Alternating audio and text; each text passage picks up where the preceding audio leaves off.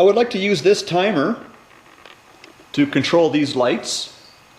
However, to do that, I think I should also install a relay. And this relay is rated for 30 amps.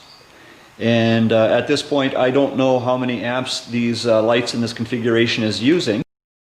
To get an idea of how many amps are being used, I temporarily wired in this fuse holder. And I'm going to start with 15 amps. I'm pretty sure that's not going to be enough. So I'll turn this thing on. See what happens. Oh, surprisingly, the fuse did not burn. Here, I'll turn this.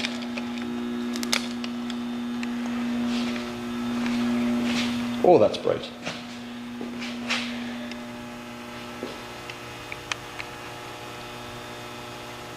So I won't look directly at it. I'm going to look away, but I'll put the camera into it.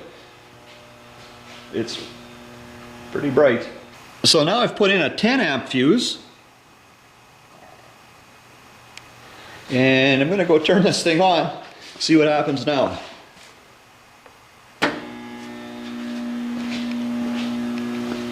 Well, that did not hold. 10 amps did not hold. Have a look at this fuse here. Maybe it was a bad fuse to start with.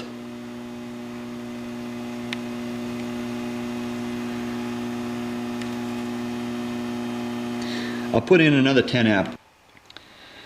The one on the right is the first 10 amp fuse that burnt. The one in the middle is the second 10 amp fuse that burnt.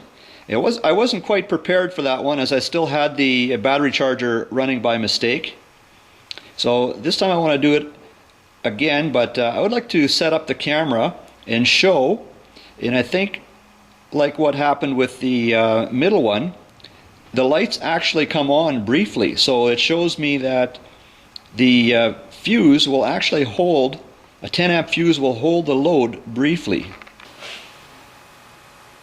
1, 2, 3.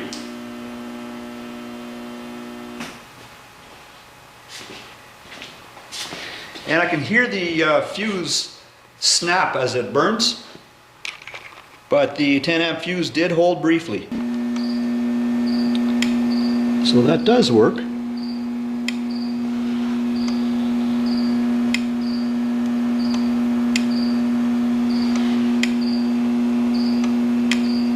It's an interesting timer.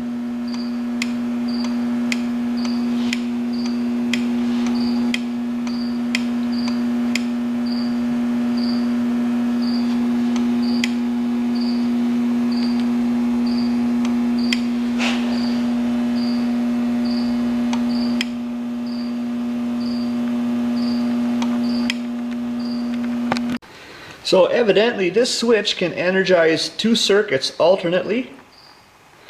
However, in my case, I would only like one circuit energized and deactivated on a cycle.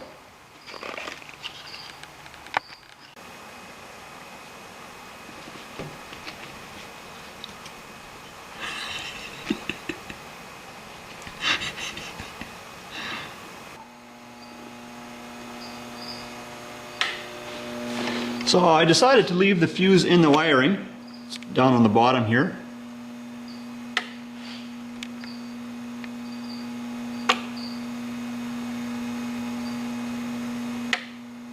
So anyways guys, thanks for checking out another video.